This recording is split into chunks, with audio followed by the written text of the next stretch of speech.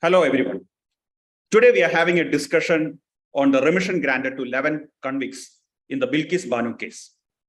We are all aware of the case, but still to refresh your memory, I'll just give a brief background of what happened. The crime happened during the 2002 Gujarat riots, and the family of Bilkis Bano was communally attacked. Bilkis Bano was in her early 20s then, and she was 5 months pregnant too. But she was subjected to gang rape. And 14 of her family members were brutally murdered in front of her, including her 3-year-old daughter. Although she complained to the local police, the investigation did not proceed in the right direction. Later, the Supreme Court had to interfere, and the investigation was handed over to the CBI. Not just the investigation, even the trial was also shifted out of Gujarat by the Supreme Court to Mumbai, saying that there is no likelihood of a fair trial for this case in the state of Gujarat. Later, in 2008, a sessions court in Mumbai convicted 11 persons for gang rape and murder. Their conviction and sentence was upheld by the Bombay High Court in 2017. Now, in 2022, 14 years later, all these 11 persons who committed horrific communal crimes, they were granted remission by the state government, saying that they have completed 14 years of their sentence in the jail. And on August 15th, when our country was celebrating our 76th Independence Day, all these people were released from the jail, and not just released, they were granted a heroic welcome. They were garlanded, they were given sweets, and their release was celebrated. So this has shocked the nation, and several questions are raising regarding the legality, constitutionality, and also morality of this action. So today we are joined by criminal law expert, senior advocate Rebecca John, to discuss the various aspects of this remission granted to 11 people in the Bilkis Bano case. Welcome, ma'am. Thank you. Thank you. Ma'am, so first let us start with the legality of the order. So section 433 of the CRPC, it indeed gives the power to the state government to grant remission. So, but in this case, has there been a lawful exercise? That is a question raised by several people. So there are certain reports that the opinion of the presiding judge of the trial court, that the presiding judge opined against releasing these people, citing the horrific nature of the crime. But it seems that the trial judge's opinion was ignored. Also, it was a case investigated by the CBI. So the concurrence of the central government is also a legal requirement. There is no report regarding any central government concurrence being sought. So in this background, what are your thoughts about the legality of the remission? Manu, as per the Code of Criminal Procedure, sections 433 and 433A grants the appropriate government the power to commute the sentence of death to life imprisonment in appropriate cases, and in other cases, to commute a sentence of life to a period not less than 14 years. So that power exists with the appropriate government. That is as far as the exact location of the sections governing commutation of sentence is concerned. However, we can't look at it in isolation. You've specifically asked me two questions. One, whether the report of the trial judge, if placed before the jail advisory board, was it placed? Was it ignored? What is the consequence of consequence of the fact that it was ignored? One. And two, since the case was investigated by an agency appointed by by a central act, that is a CBI, why wasn't section 435 complied with? Now, my answer to this question will be in two parts. One, On day one, when we first found out that this had happened, there was very little information on the subject, but subsequently there appears to be some media reports. I don't know whether that's right or wrong, but those media reports suggest that the trial court in Mumbai was in fact asked to give its opinion. And that is in terms of section 432(2), subsection 2 of the CRPC, where it is stated that whenever an application is made to the appropriate government for suspension or remission of sentence, the appropriate government may require the presiding judge of the court before or by which the conviction has had or confirmed to state his opinion. So, assuming that the opinion was sought, and this I base my assumption only on the basis of media reports. Assuming that the opinion was sought, then that opinion could not have been disregarded in the manner in which it was disregarded by the Jail Advisory Board. There has been some controversy as to whether the opinion was sought or not. I would like to set that controversy at rest because there is some debate as to whether the use of the word may in subsection 2 of section 432 makes it mandatory or directory. Now, there is a constitution bench judgment of the Supreme Court, Union of India versus V. Sriharan, alias Murugan and others, 2016, volume 7, SEC, page 1, where the Supreme Court has clearly stated that the opinion of the magistrate, of the convicting judge, must be sought. It is in the nature of an absolute mandate. So let us take it that the opinion was sought. If the opinion was sought and it was disregarded, then there must be special and adequate reasons for disregarding it. It doesn't appear that there were any such reasons.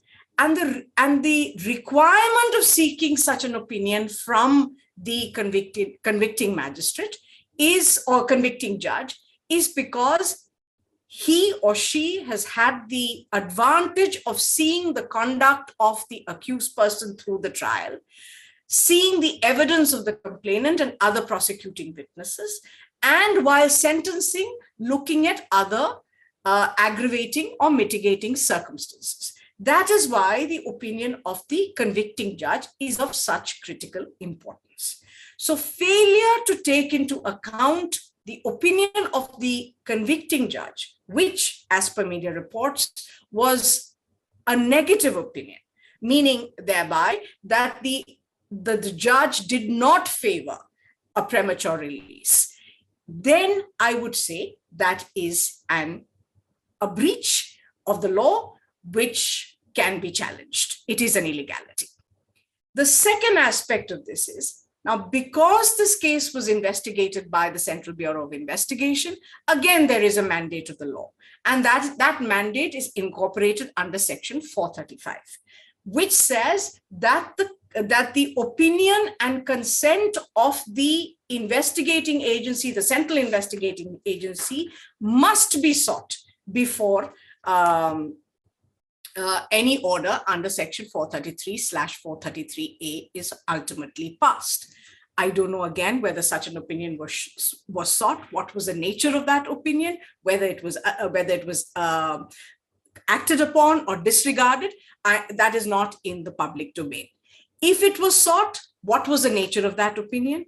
Did the CBI consent to this release? If it was not sought, then again, there is a irregularity, illegality, which has been committed in the present case. So on both these counts, the opinion of the magistrate, opinion of the convicting judge, as well as the opinion of and the consent of the prosecuting agency, in this case, the CBI, these are both requirements of law in terms of section 432 and 435 of the Code of Criminal Procedure. And at least with respect to the opinion of the convicting judge, the Constitution Bench judgment of the Supreme Court says that must be sought and must be considered by the release board. Right. Now there is an argument by a section of people who are supporting the government action it is said that the remission was granted as per the directions of the Supreme Court. So it seems that one of the convicts had approached the Supreme Court, and the court directed that the applications should be considered as per the 1992 policy, remission policy, which was existing at the time of the conviction. So could you throw a bit of light about what should be the remission policy, and which policy should be applied when an application is made? So, I mean, there were multiple policies. There was the 1992 policy. There was a 2014 policy. It has been superseded by the Home Ministry policy of June 2022. I am not going into the individual policies, because if you look at all of these policies, largely murder accused or rape accused persons have been put outside the scope of the beneficial provisions of 433 and 433A. Manu, I will at this stage tell you that as an advocate, I am not in favor of extraordinarily long periods of sentences. That is not what I am challenging. I will come to the fact that consistently the Supreme Court of late is giving sentences in such like cases, in fact, less brutal cases, 30 years without remission, 30 years without parole for the remainder of a person's life, etc. So when you look at it using that yardstick, 15 years and 4 months was the actual sentence which was undergone by the person who went to the Supreme Court in May of 2022. It appears to be very unfair that some people are given sentences beyond 30 years for the same offenses, and these people get out after 15 years. There is no consistency in the manner in which sentencing is in the manner in which people are awarded sentences in this country. So it is not really the policy. Policies by and large state that rape accused persons, murder accused persons should not be given the benefit of remission unless there are extraordinary reasons, adequate reasons for giving giving the benefit of remission. What I am somewhat disturbed by is the fact that the 2022 judgment of the Supreme Court, the May 22 judgment of the Supreme Court, which really gave the convicts the right to move the advisory board and to get themselves out within a short period of time, relies, I would say, on certain I think on a little misreading of the law. For example, the judgment, while taking note of the opposition from the respondents, that the state of Gujarat, which had been approached first, the High Court of Gujarat, had dismissed the petition of the convict on the ground that the trial, conviction, and sentencing took place in Maharashtra, in Mumbai. Therefore, it was the appropriate government would be the government of Maharashtra and not Gujarat. And the Constitution Bench judgment of the Union of India versus V. Sriharan was placed before the Supreme Court, even in the May 2022 round of litigation. Notwithstanding that, I noticed that there is an observation of the Supreme Court which discounts the letter and spirit of the law, as well as the Constitution Bench judgment of the Supreme Court, simply by stating that the submission made by the Learned Counsel for the respondents is not sustainable for the reason that the crime in the instant case was admittedly committed in the state of Gujarat, and ordinarily the trial was to be concluded in the same state. And in terms of section 432(7) CRPC, the appropriate government in the ordinary course would be the state of Gujarat, but in the instant case was transferred in exceptional circumstances by this court for the limited purpose for trial and disposal in the neighboring state of Maharashtra by an order dated 6th of August 2004. But after the conclusion of the trial, the prisoner being convicted stood transferred to the state of Gujarat where the crime was committed. I am in respectful disagreement with this particular portion of the judgment of the Honorable Supreme Court. And I think a review or some kind of challenge to this must be filed. For the simple reason that this was again considered by the Constitution Bench judgment of Union of India versus Sriharan, where in the almost concurring judgment authored by Justice Lalit at para 212, this very issue was considered. And if with your permission, I will quote from that portion of the judgment. It says, the specification as to the state where the offender is sentenced serves an entirely different purpose and helps in finding amongst more than one state governments, which is the appropriate government, as found in state of MP versus Ratan Singh, state of MP versus Ajit Singh, Hanuman Das versus Vinay Kumar, and state of AP versus MT Khan. According to this provision, even if an offense is committed in state A, but if the trial takes place and the sentence is passed in state B, it is the latter state which shall be the appropriate government. So I think there is no room for controversy because this question has been answered. It doesn't matter whether the circumstances of transfer were extraordinary. In fact, the circumstances of transfer were extraordinary, and therefore it gives rise to the allegation of bias that having transferred the case to Maharashtra, the Sessions Court in Maharashtra, having concluded the trial, having convicted and sentenced the prisoners, the appeal having been heard in the Mumbai High Court, and the case having achieved finality with the Supreme Court dismissing all applications. The appropriate government under 432 subclause 7, and as stated very clearly in the Constitution Bench judgment of the Supreme Court in Union of India versus V. Sriharan, is the state of Maharashtra. The state of Gujarat could not have entertained these applications, and in fact, the order of the Gujarat High Court was the correct order. Its reliance on Union of India versus Sriharan was also correct. And I'm afraid the reasoning given by the two-member bench judgment in May of 2022, where it sought to distinguish Sriharan's judgment on the basis that the transfer took place in extraordinary circumstances. Otherwise, the prisoners were stationed in Gujarat is not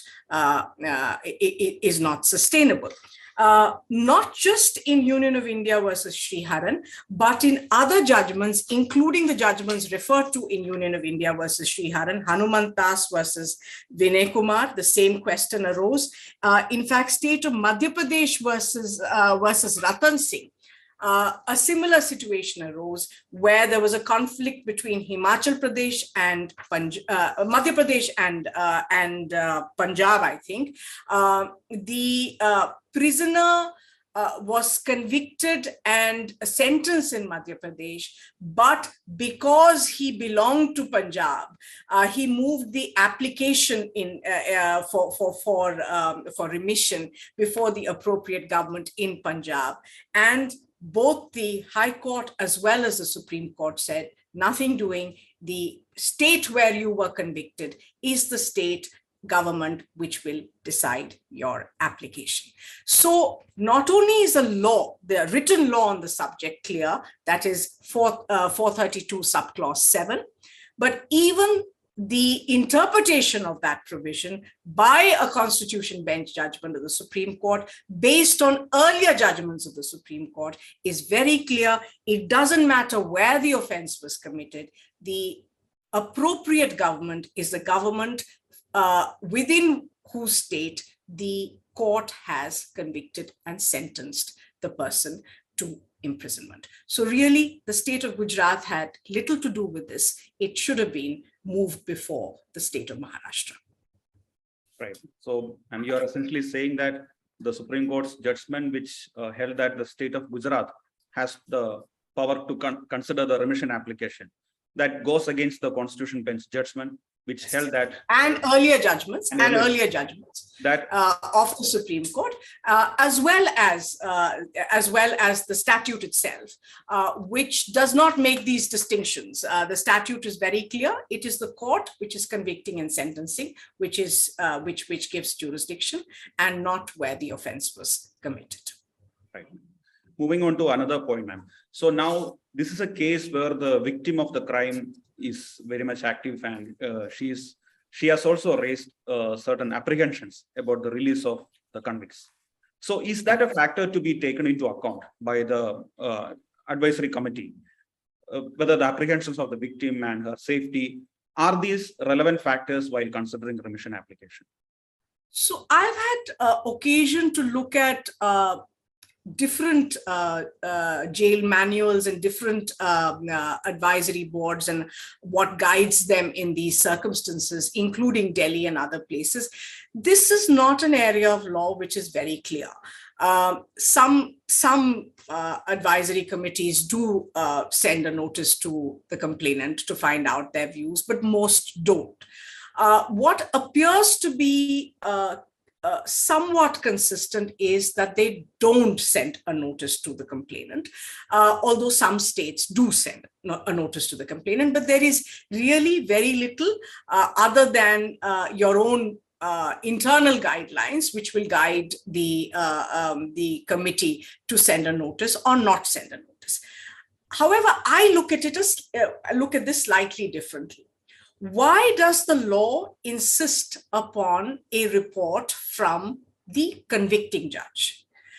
I think it insists upon a report from the convicting judge only to take care of this situation, because the convicting judge has seen the entire trial. The convicting judge is conscious of the facts and circumstances of the case, the evidence that was led, the evidence that was ultimately presented before court, the evidence which withstood cross-examination and was therefore believed, the evidence that was disbelieved. The entire case was before the convicting judge, including the testimony of the complainant in a given case. Now, the convicting judge and his report, therefore, is important to take care of the apprehensions and other fears that a complainant may have in the facts and circumstances of the case.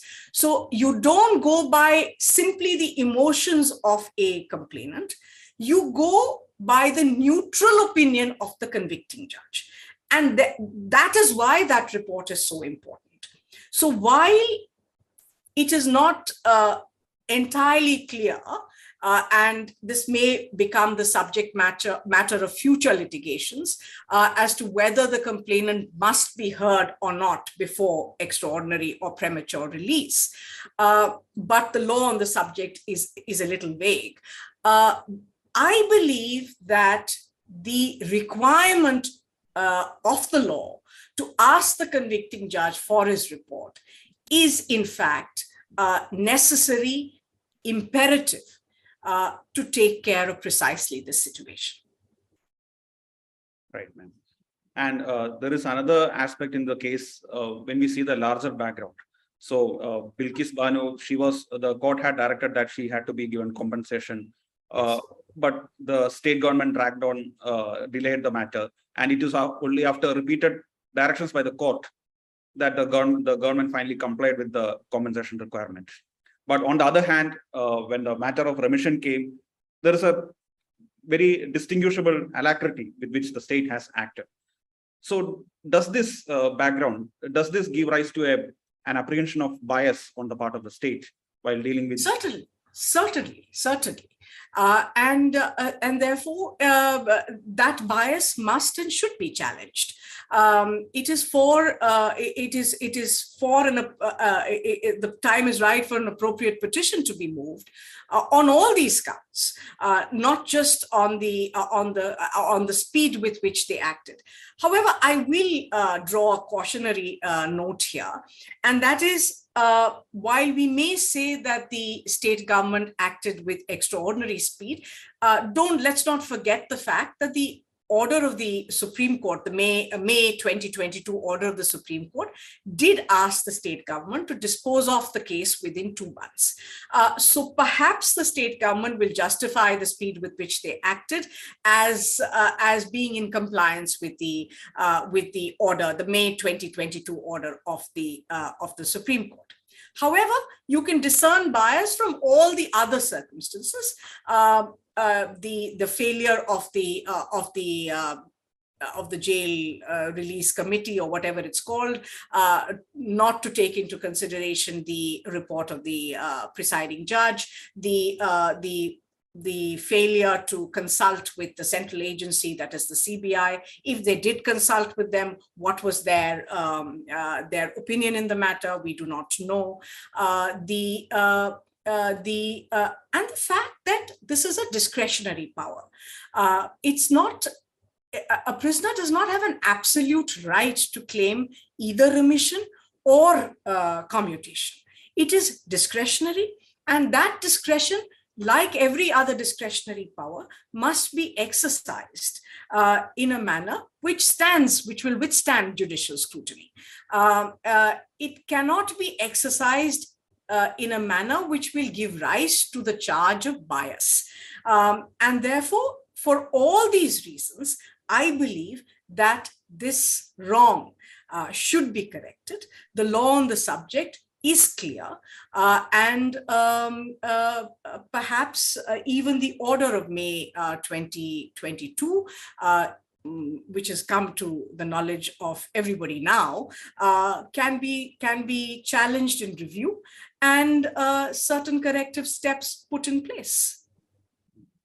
The other point I will make, and I briefly touched upon it earlier, was the fact that as a practitioner of criminal law, as I said to you earlier, I'm not a votary of very long sentences. I'm opposed to death penalty. I'm opposed to very long sentences. My limited intervention is that whatever sentence is given to one accused person, for similar crimes, you should give the same sentence to other accused persons. One poor man cannot be allowed to languish in jail for 30 years without remission, while these people who were accused of murdering, gang raping, including murdering 2 children, are allowed to get out after, say, 15 years. There must be consistency in the application of our law. And to that extent, I think there has been a systemic failure, because there is no consistency. It really depends on the hunch of the bench or the hunch of the advisory board. Some people are let off after 15 years, 4 months. Others languish in jail for more than 30 years without remission, without parole, sometimes for the remainder of their lives. And that is terribly unfair. Right, ma'am. So you have made your point stand very clear that there should not be long sentences. At the same time, the aspect of reformation of the convict should also be taken into account. But at the same time, while granting remission, should the impact, or should the message which is going to the society, should that also be taken into account, especially in a case like this, which has shaken the... There are always extraordinary cases. And there are always cases which shakes us up. I mean, the facts of this case is very, very brutal. And what this woman went through is something that it's very difficult to wrap your head around the facts of this case. To see her little child being snatched from her arms and then being bludgeoned in front of her eyes. Then she herself was gang raped. When she wakes up, she sees dead bodies lying all around her, all members of her family. I mean, these are facts. This is not something which is a part of someone's imagination. These are verifiable facts. Courts have accepted these facts to be correct. Clearly, what is criminal law? Criminal law is based on the facts and circumstances of every case, and every case depends on its own peculiar facts. I'm disappointed that when this country was baying for the blood of and was celebrating the execution of the Nirbhaya killers, saying that their collective conscience was satisfied, they don't seem to feel for Bilkis Bano, who suffered an equally brutal, heinous attack, both on herself as well as with respect to members of her family, including her baby child. While it's true that I believe criminal law and sentencing reformation should be central to sentencing, I also believe that because of the lack of consistency in the application of the law and the provisions relating to 433 and 433A, you do send out a message that some criminals are more important than others. Thank you so much, ma'am. Thank you for sharing your thoughts on this topic. Thank you so much. Thank you, Manu. Thank you.